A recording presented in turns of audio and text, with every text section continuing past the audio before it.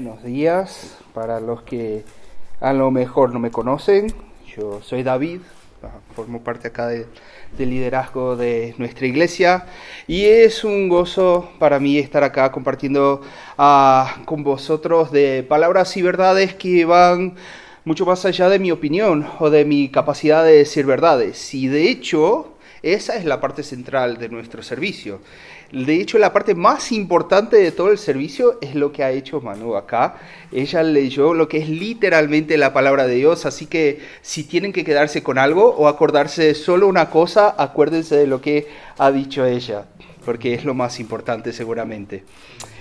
Y hoy estamos llegando al fin de nuestra serie de mensajes sobre de qué va la vida, en la que pasamos 5 semanas viendo la carta de Pablo a los Colosenses, y a lo mejor te puede sonar un poquito raro, al fin es nuestro segundo servicio público, como 5 semanas estudiando la carta.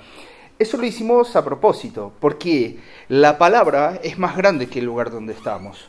Lo que dice Dios es más grande que el lugar donde lo dice. Entonces, aunque hayamos cambiado de ambiente, el mensaje sigue el mismo.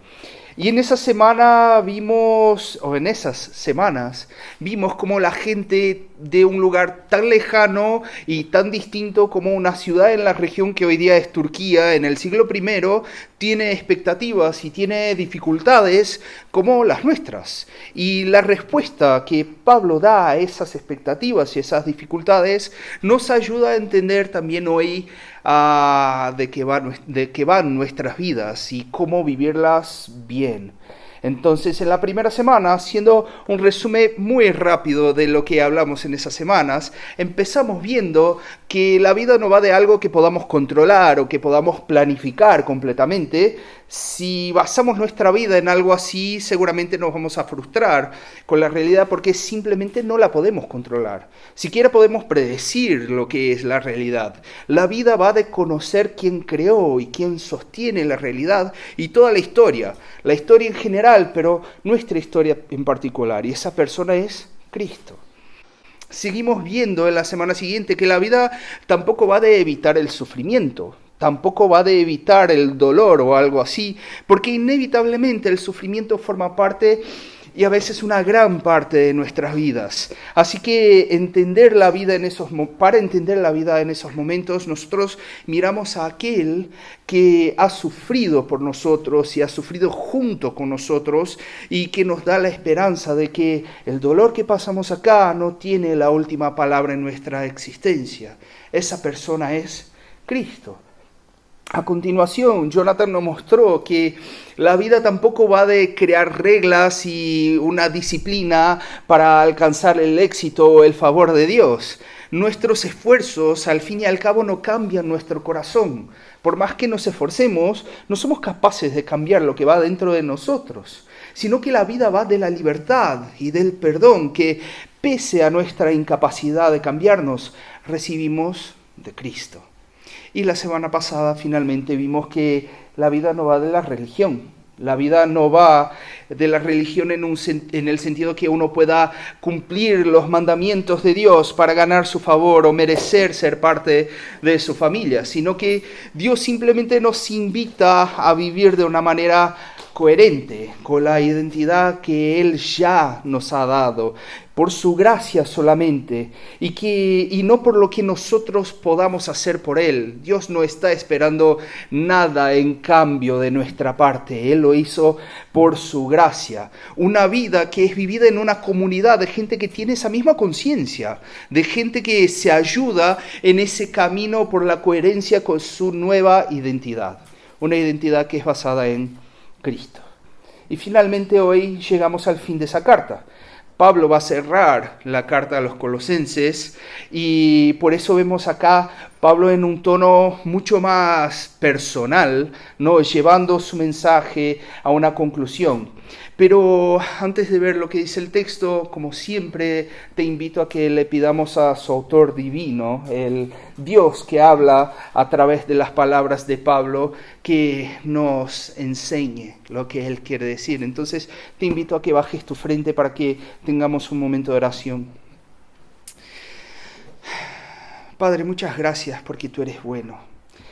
Gracias porque tú no nos dejas solos en una misión tan grande como la que tú nos has dado. Gracias porque nos das amigos, nos das hermanos, nos das personas alrededor nuestro para seguir adelante e intentar hacer lo que tú nos has creado para hacer. Te pedimos, Señor, que podamos proclamar de una manera fiel esas cosas tan hermosas en las que decimos creer, Señor. Que podamos vivir de una manera que refleje esas cosas para tu gloria, Señor. Te pedimos que esta mañana tú hables con tu iglesia a través de tu palabra y que las palabras de mi boca sean agradables a ti, Señor. En el nombre de Cristo te pedimos. Amén. Bueno, para empezar, quiero plantear una pregunta.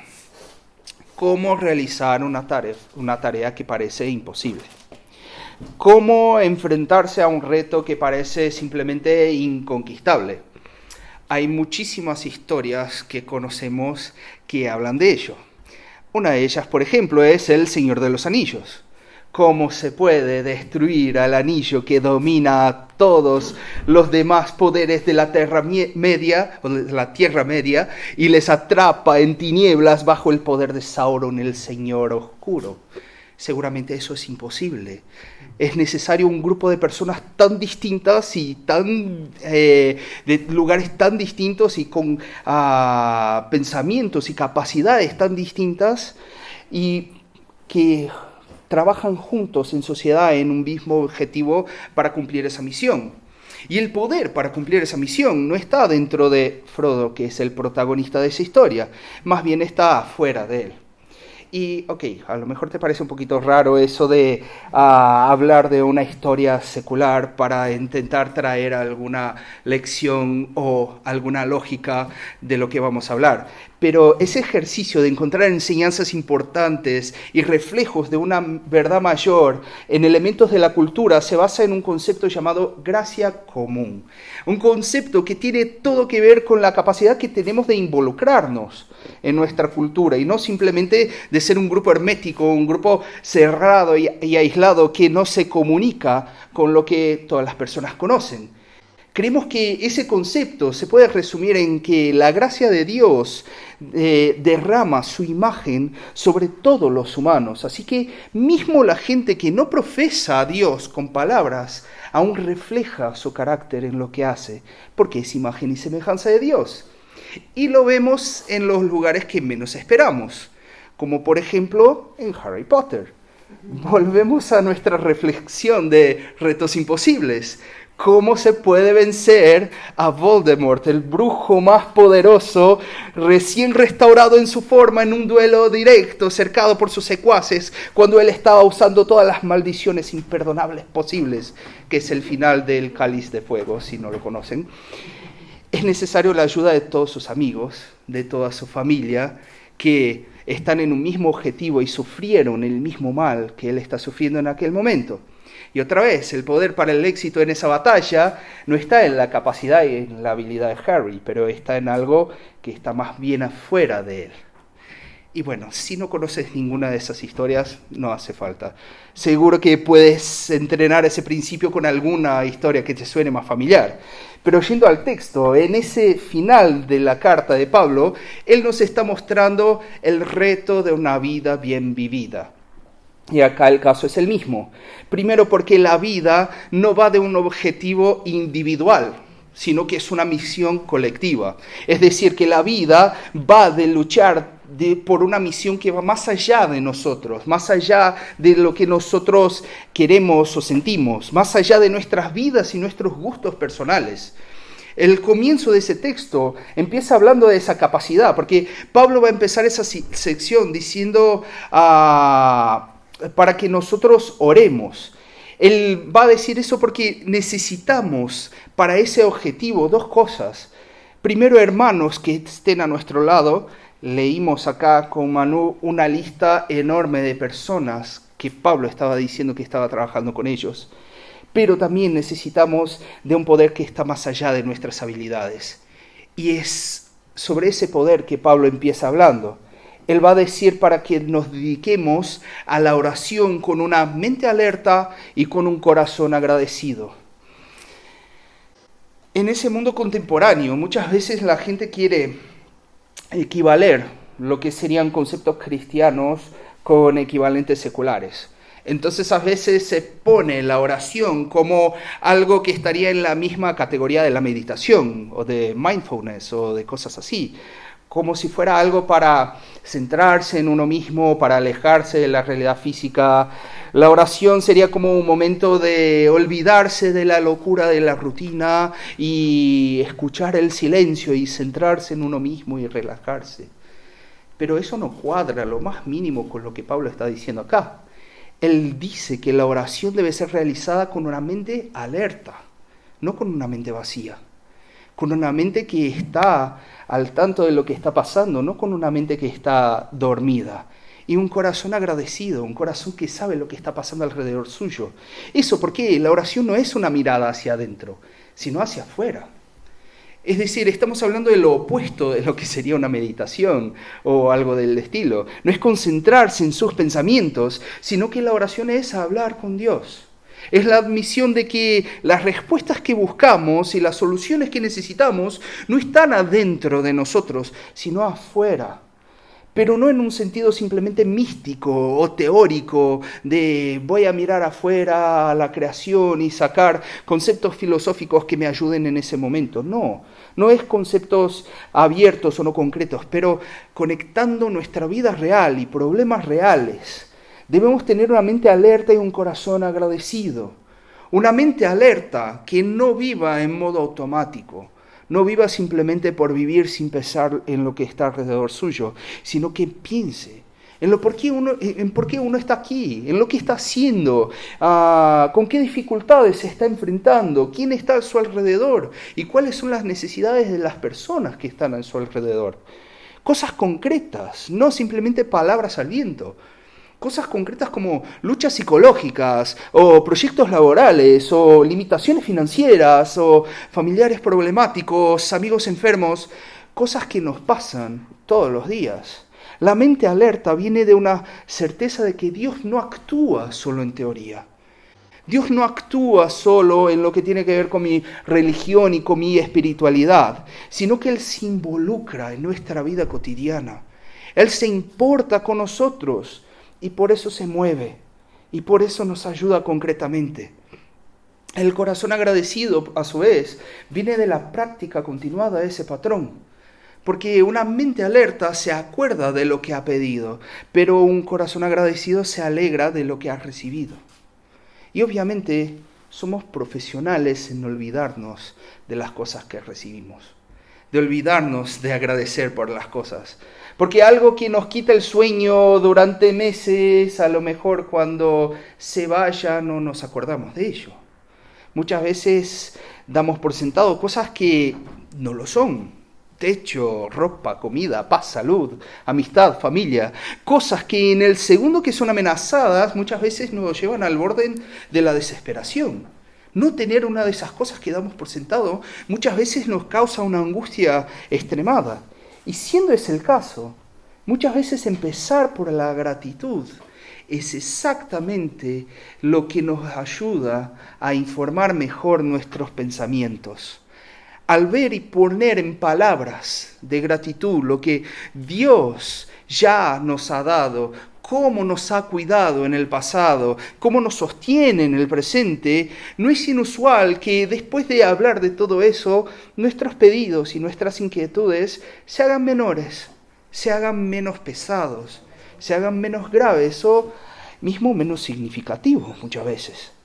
Así que tenemos acá a Pablo hablando de una herramienta que concretamente es muy poderosa para la vida.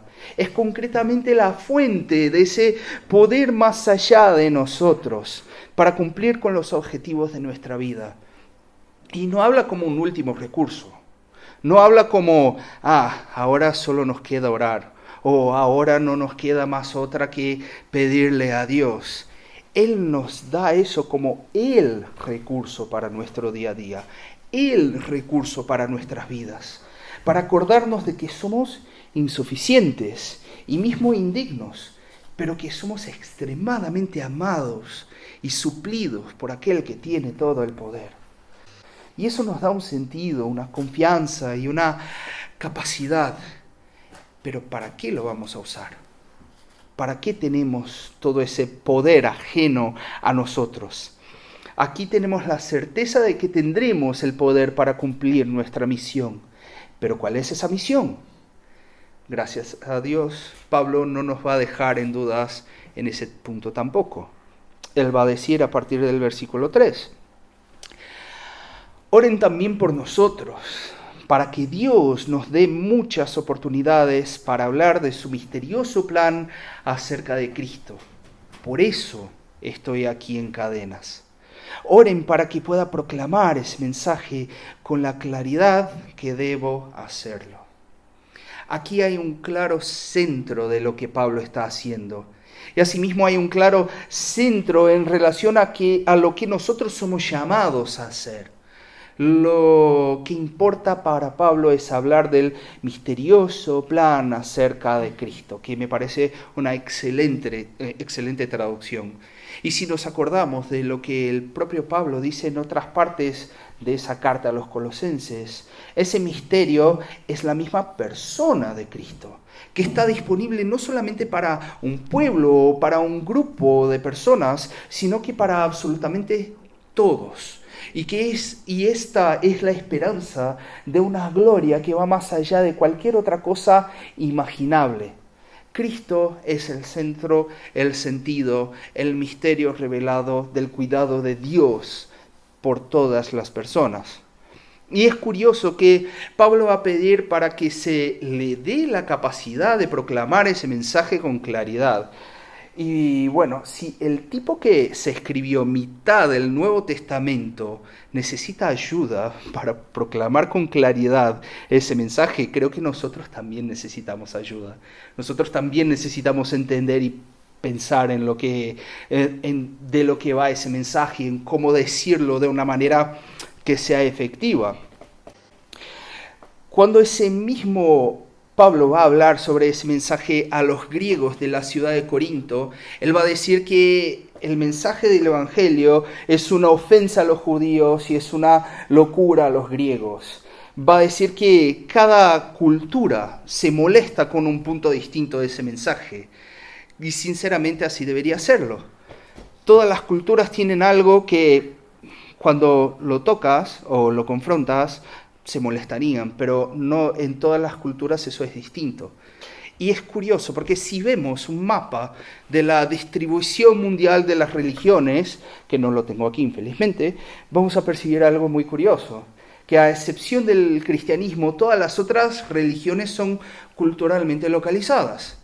El Islam está en Medio Oriente y ahí un poquito en África, tenemos el judaísmo en Israel y en las colonias judías, tenemos el budismo en Asia, el hinduismo en India, etc. Sin embargo, el cristianismo es esparcido por todo el mundo. Si vemos la proporción de cristianos, tenemos un equilibrio. Tenemos, sí, cristianos en Europa y en Norteamérica, pero tenemos un montón de cristianos en Latinoamérica y en África y en Asia, y seguramente hoy día son más que los cristianos que estaban antes en Europa y Norteamérica. También los tenemos en Oceanía, por supuesto. Están ahí, son chiquitos, pero están ahí, ¿no? Son culturas que son completamente distintas. Culturas que piensan cosas opuestas. Pero el Evangelio, si el Evangelio es la verdad, si el Evangelio es algo que va más allá de las opiniones de uno, él debe tener sentido para todas las personas. Él debe comunicarse de alguna manera con todas las personas. Él es capaz de encontrar la gracia de Dios en cada una de ellas, pero también es capaz de encontrar necesidad de redención en cada una de ellas. Hay cosas que van a molestar gente en Asia que no nos molestan a nosotros, y hay cosas que no nos molestan a nosotros que no van a molestar a nuestros hermanos africanos o cosas así.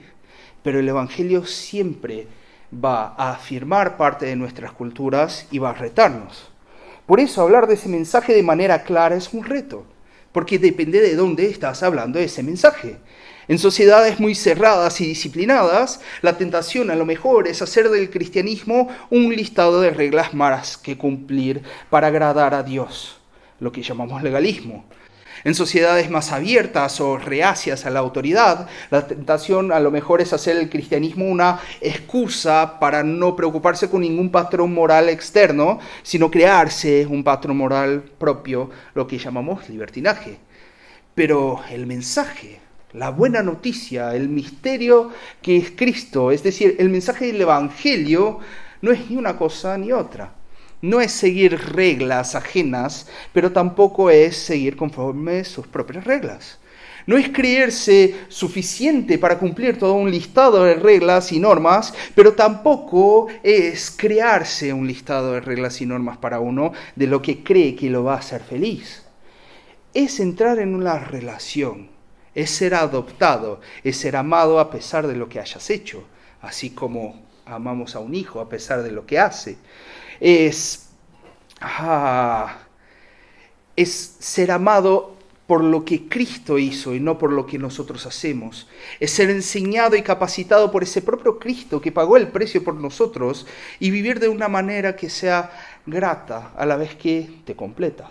De una manera a veces paradójica, a veces haciendo cosas que creíamos que serían una molestia y al fin encuentras felicidad en eso. Es como lo típico de servir a una persona. A veces crees que gastar tiempo con una persona que necesita de ti es sacarte tiempo de tu gozo personal o de tu ocio personal, pero eso te llena mucho más que tu ocio. Esa es la vida paradójica que nos propone el Evangelio. Y si hay algo por lo cual se merece la pena vivir, es ese mensaje. Ese mensaje es el mensaje por lo cual merece la pena sufrir. Mismo sufrir injusticia y estar encarcelado, como estaba Pablo. Pablo aquí nos muestra que lo que es la misión que Dios tiene para nosotros va más allá de nuestras preferencias y más allá de lo que queremos. Y eso nos tiene que llevar a plantear la pregunta de qué va nuestra vida o lo que estamos haciendo con nuestra vida, dónde queremos llegar con nuestra vida y qué creemos que nos va a dar sentido y satisfacción y plenitud. ¿Será que cuando lleguemos a un punto en el mercado laboral, o si llegamos a un grado académico, o si tenemos 15 hijos, o si tenemos una casa de 7 habitaciones, o no sé, nómbralo? ¿Qué crees que te va a hacer feliz? Seguramente que si le haces esa pregunta a un grupo de cristianos tan notable e instruido como el que tenemos aquí, seguramente la respuesta sería muy parecida con lo que acabamos de leer, ¿no? No, pues claro, el objetivo de la vida es Cristo, ¿no? Lo que me va a dar sentido y satisfacción es Cristo. Y excelente, te sacas un sobresaliente en el examen de ese texto. Perfecto. Pero la pregunta verdadera es, ¿estamos viviendo de manera coherente con esa afirmación? ¿Estamos viviendo de una manera que refleje esa nuestra profesión? Si se acuerdan de la semana pasada, cuando teníamos muchos imperativos, muchas órdenes, ¿no?, en un texto, nosotros llegamos a la conclusión que eso no era una cuestión de un listado que cumplir para que Dios se agrade de nosotros, no, o para ganar algo, no. Simplemente eran cosas que nos llevan a la coherencia con lo que ya hemos ganado, con lo que ya hemos recibido. Y aquí tenemos Pablo con otra orden para nosotros. Él va a decir en el verso 5, vivan sabiamente entre los que no creen en Cristo y aprovechen al máximo cada oportunidad. Que sus conversaciones sean cordiales y agradables a fin de que ustedes tengan la respuesta adecuada para cada persona. ¿Cómo es la manera coherente de vivir con el mensaje de Cristo? Simple y llanamente vivir de una manera que muestra con tus hechos y comparte con tus palabras y que sea algo que siempre estés buscando hacer. Compartir con tus palabras y mostrar con tus hechos el mensaje de Cristo Jesús en todas tus relaciones. Y creo que acá es una conclusión muy necesaria y muy conveniente, especialmente para un lugar como España en que estamos. Aquí podemos decir que tenemos un resumen de la estrategia evangelística de nuestra iglesia. Cuando usamos la palabra evangelismo, en general pensamos en otra cosa, ¿no? Pensamos en lo típico de una persona llegando a una tribu en África o en Amazonas o en el sureste asiático, intentando aprender el idioma, involucrarse en la cultura de gente que nunca escuchó hablar del evangelio y hasta el punto que pueda predicar esa palabra y a lo mejor traducir la Biblia para esa gente. O si eres alguien que ya está hace mucho en la iglesia, evangelismo puede parecerse a estar en la calle dando folletos con versículos bíblicos, invitando gente a alguna celebración, o subiéndose al palenque de una plaza y gritando a toda voz un mensaje de salvación, o mismo algún tipo de cruzada evangelística, ¿no? Como algún predicador famoso viniendo y llenando un estadio predicando a multitudes en el lugar donde estás.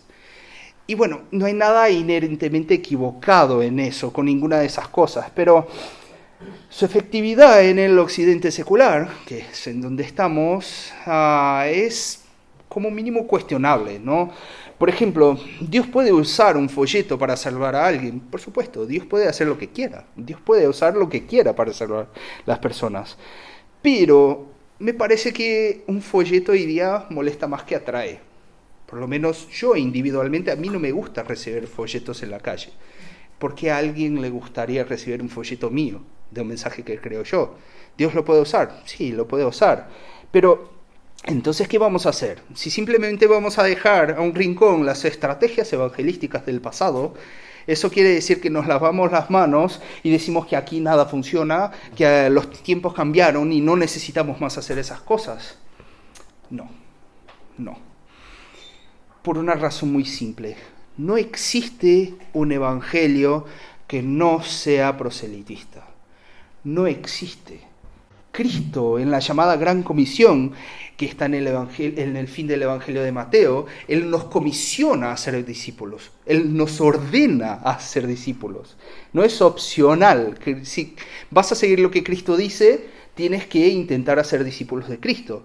Además, es lo lógico hacer, porque si realmente crees que ese mensaje trae salvación y trae plenitud a cualquiera que cree, y que además ese es el único camino para que eso sea una verdad perenne en la vida de alguien, ¿cómo no le vas por lo menos decir a la gente que te importa eso? ¿Cómo no le vas decir a la gente que amas?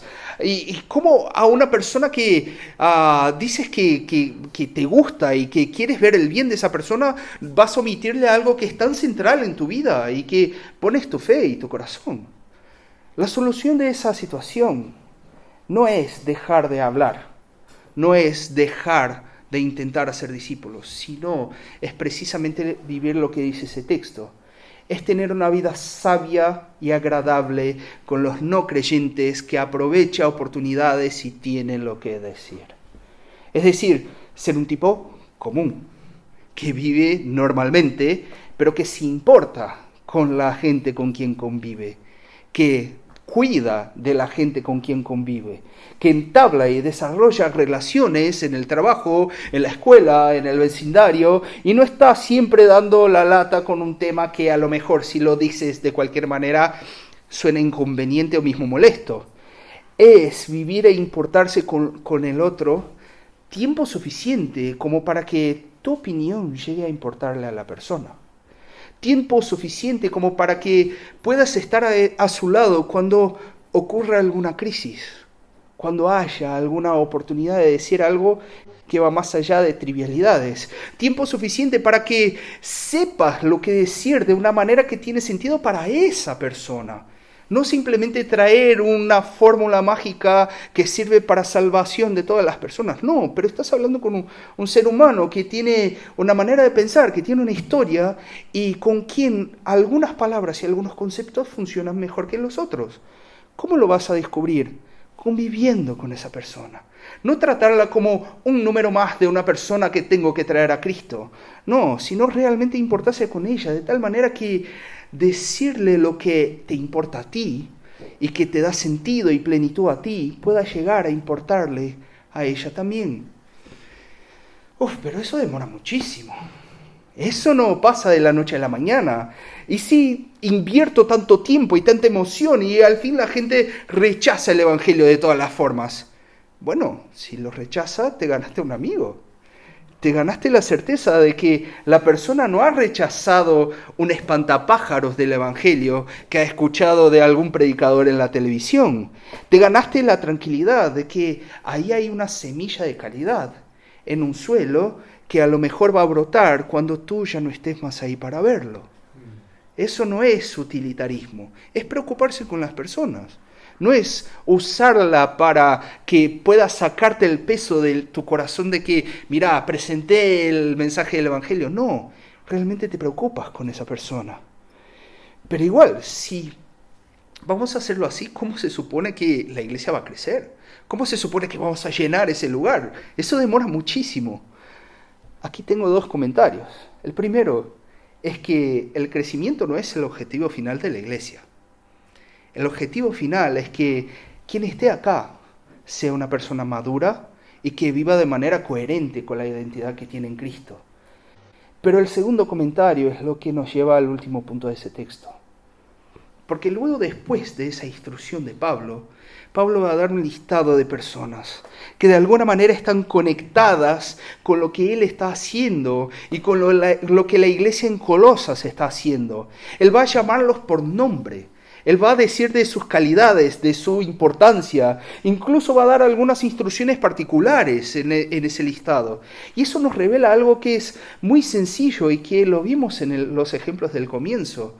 Para un reto de ese tamaño, como llevar el mensaje del Evangelio a un país como España, para una misión de tamaña relevancia y con ese nivel de dificultad, la única posibilidad de tener alguna esperanza de éxito pasa por tener amigos cerca, tener personas trabajando por el mismo objetivo, luchando por la misma misión. Hay una falsa concepción que tenemos en la iglesia que creo que de alguna manera debe ser una herencia de nuestra tradición católica romana en un país como España y en muchos de Latinoamérica, que es la sensación de que el trabajo de la fe, el trabajo de la religión es algo para sacerdotes. Así que evangelizar, ¿quién va a evangelizar? Es un sacerdote, es un misionero o el pastor, si estamos en una iglesia reformada, pero ese no es el caso. Yo tengo, sí, una red de personas con quien convivo, con quien intento vivir lo que he predicado acá. Aquí a veces puedo vivirlo, a veces no, a veces soy coherente, a veces soy incoherente, como todas las personas. Pero aunque yo fuera perfecto, imagínate que 100% todas las personas que conozco, predico, las traigo a Cristo y estarán acá. Aunque fuera perfecto y efectivo en todos mis contactos, mi alcance es muy limitado. No conozco a millones de personas, a miles de personas, decenas como mucho. Ahora, si unimos los contactos y las personas con quien cada uno de nosotros tenemos una relación diaria, si pensamos en poner en práctica eso con cada compañero que tenemos en el trabajo, con cada amigo de la escuela, con cada padre de un amigo de nuestros hijos en la escuela, cada vecino, un camarero, quien sea, el potencial se hace exponencial. Y la responsabilidad se hace compartida, como lo es. Al fin y al cabo, Cristo nos dijo en Mateo 28 que ustedes, pastores, hagan discípulos. Él dijo para todos los que se dicen cristianos que deben hacer discípulos. El alcance va a trascender lo que cualquiera individualmente puede hacer, si lo hacemos todos juntos, y no con una masa impersonal de nombres que se fueron a un estadio a escuchar el mensaje de un predicador famoso, no, sino con gente con caras, con historias conocidas, gente que te importa, de hecho, gente que no se une a filas de un ejército, sino se une a una familia, que no se une a la misión como un número más, sino forma parte de un cuerpo que es orgánico. Y si le añadimos la dimensión de las comunidades locales, eso se multiplica aún más, porque Una curiosidad, nosotros no somos los únicos en esa ciudad luchando para vivir sabiamente y para aprovechar cada oportunidad, como nos dice Pablo. Cada comunidad en esa ciudad que predica el mismo evangelio es parte de nuestros amigos. Son miembros del mismo cuerpo. Aunque tengan otro nombre de iglesia, aunque tengan otra denominación, son personas luchando por ese mismo evangelio. Charla, charla, tapa, tapa, caña, caña. Y vamos haciendo ese misterio maravilloso del amor de Dios conocido a todas las personas alrededor nuestro. Y claro, hablando así parece que todo va a ser bonito, ¿no? Vamos a darnos las manos y todo va a ser victorioso y maravilloso. Pero eso no quiere decir que no vamos a tener decepciones por el camino.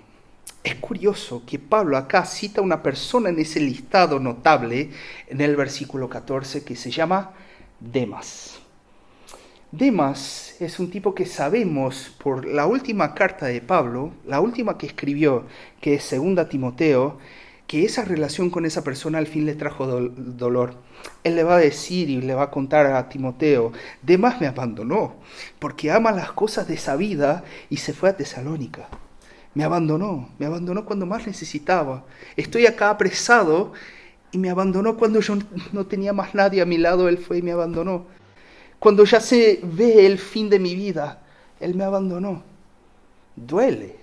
Trabajar junto y después de tanto tiempo, dolor, incoherencia de gente con quien confiabas. Eso pasa. Puede ser, o mejor, es probable que sea el caso, que alguna de esas personas alrededor tuyo ahora te vaya a lastimar algún día. A lo mejor yo te voy a lastimar algún día. Y seguro yo podría contarte historias de gente que me ha lastimado y muchas personas acá también lo podrían hacer dentro del contexto mismo de la iglesia o de la misión de la iglesia. Pero eso no cambia el hecho de que necesitamos unos a otros. Nuestras incoherencias no cambia el hecho de que no podemos hacer esa misión solos. Necesitamos otros miembros, necesitamos otros dones, personas con otras calidades y capacidades para llamarnos cuerpo. Y Dios usa aún mismo nuestras fallas y nuestras vidas incoherentes para esa misión. Porque al fin, y esa es la conclusión de esa carta, la vida va de Cristo. ¿De qué va la vida? Va de Cristo. ¿De quién es Cristo? De lo que hizo por nosotros y de lo que hace por nosotros. La vida va de proclamar esa verdad a otros. Algo que es muchísimo más grande que la mayor expectativa que pudiéramos tener en nuestras vidas. Algo muchísimo más relevante que la cosa más notable que pudiéramos hacer. Cristo nos da una esperanza mejor, un propósito mayor, una certeza que es plena, y todo eso por gracia. Por gracia, sin que tengamos que hacer nada más que aceptar el regalo que nos da. No basado en lo que hicimos antes, ni basado en lo que vamos a hacer después. Así que, si por acaso no conocías ese mensaje de esa forma, si quieres esa identidad, si quieres esa seguridad y si quieres ese sentido de misión, yo te invito a orar aceptando ese regalo, arrepintiéndote de creer que podrías crear una identidad, una moralidad por ti mismo y celebrando la alegría de ser aceptado, de ser adoptado, de poder formar parte de esa familia y de ese cuerpo. Y a ustedes que a lo mejor ya conocen ese mensaje, pero que te sentías perdido de cómo vivirlo, cómo practicarlo, qué tengo que hacer acá en esa ciudad para ser coherente con la identidad que ya sabes que tienes. Yo te invito a hacer lo que Pablo dice, a orar con una mente alerta, con un corazón agradecido, a buscar amigos, a trabajar juntos, a tomarte el tiempo para lo que más importa, a amar a otros como fuiste amado tú. El nombre de Dios merece ser glorificado acá en Madrid. Y mismo siendo un desafío enorme, tenemos todo lo que necesitamos para luchar por ello. Y es en esa confianza que creemos y es por eso que estamos acá reunidos. Baja tu frente, vamos a orar. Señor, muchas gracias. Muchas gracias porque no nos dejas solos. Muchas gracias porque no nos dejas perdidos. Muchas gracias porque nos invitas a algo que es tan más grande que nuestras vidas y que nuestras capacidades. Y aún así haces lo que nosotros no podemos para que podamos cumplirlo y sentir el gozo de ver tu palabra avanzando en lugares que nunca imaginaríamos fuera posible. Te pedimos, Señor, que nos ayudes a vivir de manera coherente. Nos ayudes, Señor, a cuidar de las personas y a amar a las personas alrededor nuestro de una manera coherente con ese amor que nos has dado. Ayúdanos, Señor, a vivir una vida que va de Cristo, a vivir una vida consciente de lo que tú ya has hecho por nosotros, a disfrutar de esa identidad y a hablar de ella, Señor, a todos los que tú nos pongas en el camino. Ayúdanos a honrarte, edifica a tu iglesia, haz tu nombre alabado en ese lugar. En el nombre de Jesús te lo pedimos. Amén.